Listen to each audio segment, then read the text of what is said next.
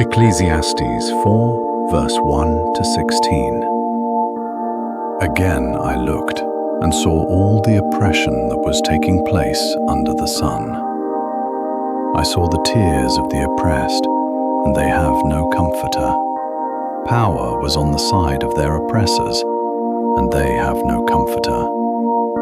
And I declared that the dead, who had already died, are happier than the living, who are still alive.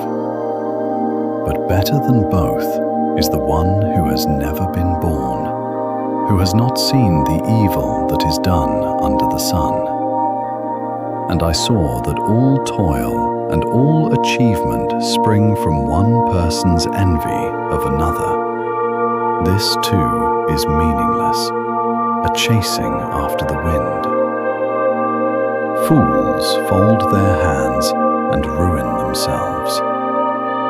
Better one handful with tranquility than two handfuls with toil and chasing after the wind. Again, I saw something meaningless under the sun. There was a man all alone. He had neither son nor brother. There was no end to his toil, yet his eyes were not content with his wealth. For whom am I toiling? He asked. And why am I depriving myself of enjoyment? This too is meaningless, a miserable business. Two are better than one, because they have a good return for their labor. If either of them falls down, one can help the other up. But pity anyone who falls and has no one to help them up. Also, if two lie down together, they will keep warm. But how can one keep warm alone? Though one may be overpowered, two can defend themselves.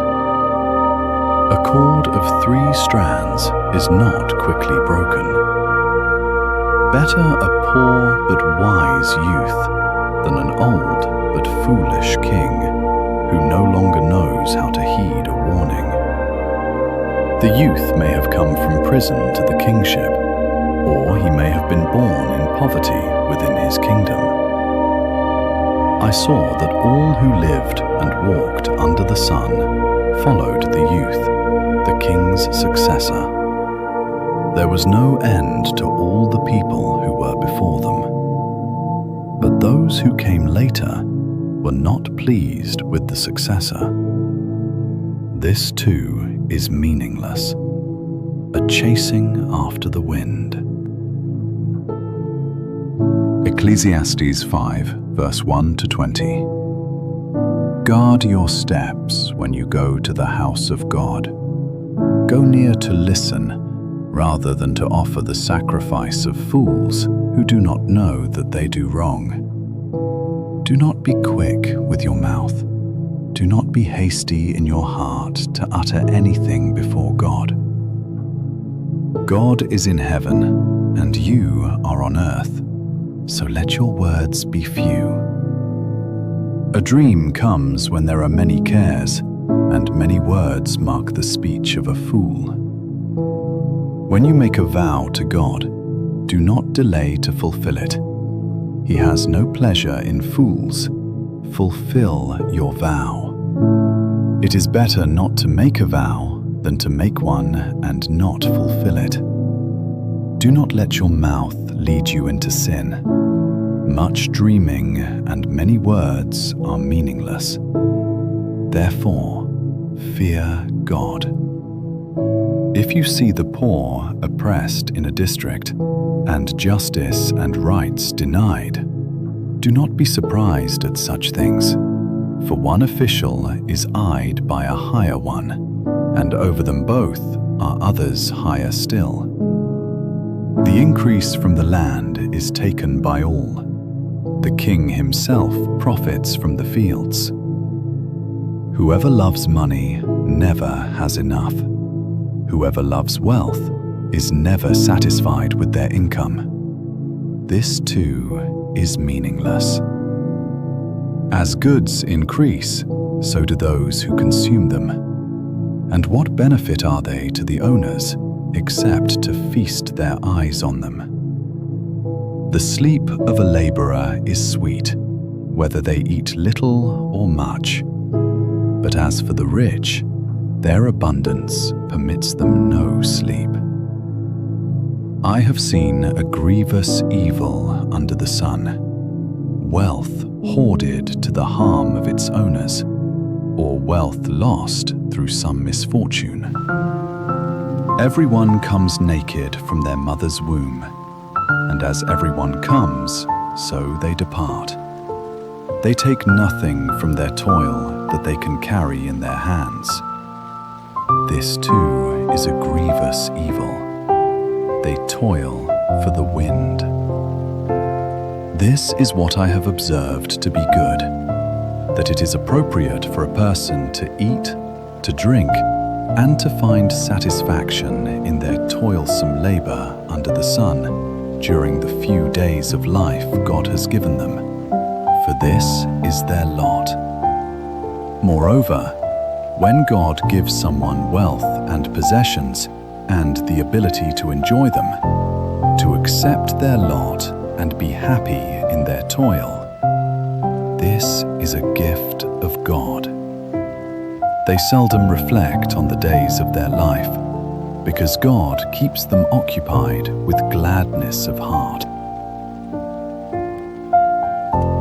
Ecclesiastes 6, verse 1 to 12. I have seen another evil under the sun, and it weighs heavily on mankind. God gives some people wealth, possessions, and honor, so that they lack nothing their hearts desire. But God does not grant them the ability to enjoy them, and strangers enjoy them instead. This is meaningless, a grievous evil. A man may have 100 children and live many years, yet no matter how long he lives, if he cannot enjoy his prosperity and does not receive proper burial, I say that a stillborn child is better off than he. It comes without meaning, it departs in darkness, and in darkness its name is shrouded. Though it never saw the sun or knew anything, it has more rest than does that man, even if he lives 1,000 years twice over, but fails to enjoy his prosperity. Do not all go to the same place? Everyone's toil is for their mouth, yet their appetite is never satisfied. What advantage have the wise over fools? What do the poor gain by knowing how to conduct themselves before others? Better what the eye sees than the roving of the appetite. This too is meaningless, a chasing after the wind.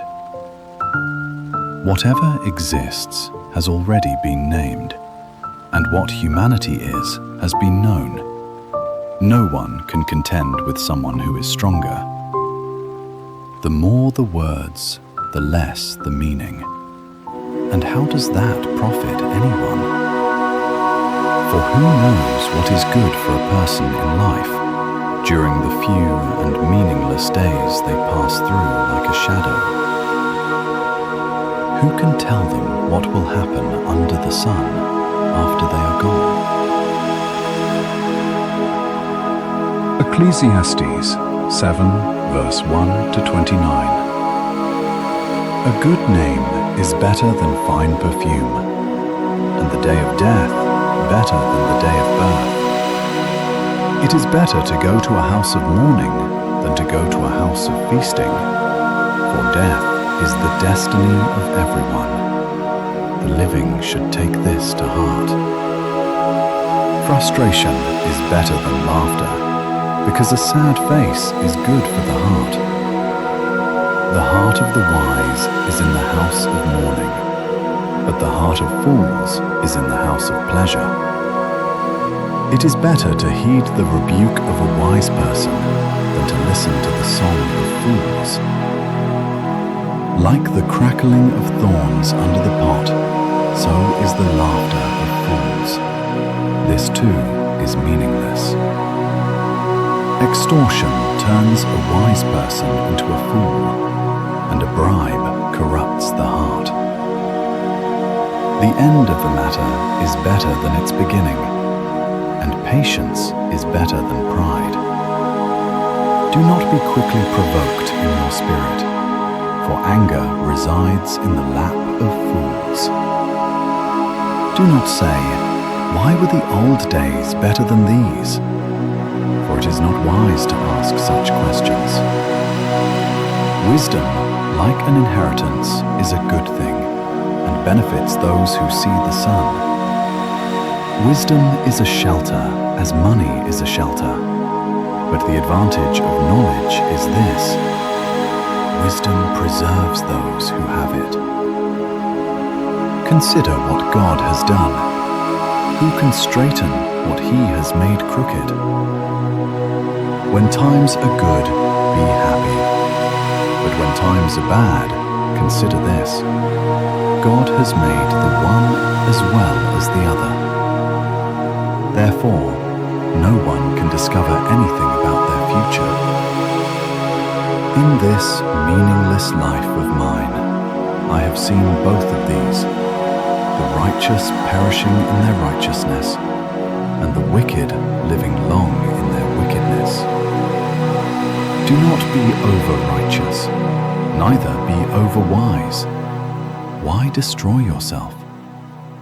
Do not be over-wicked, and do not be a fool. Why die before your time? It is good to grasp the one and not let go of the other.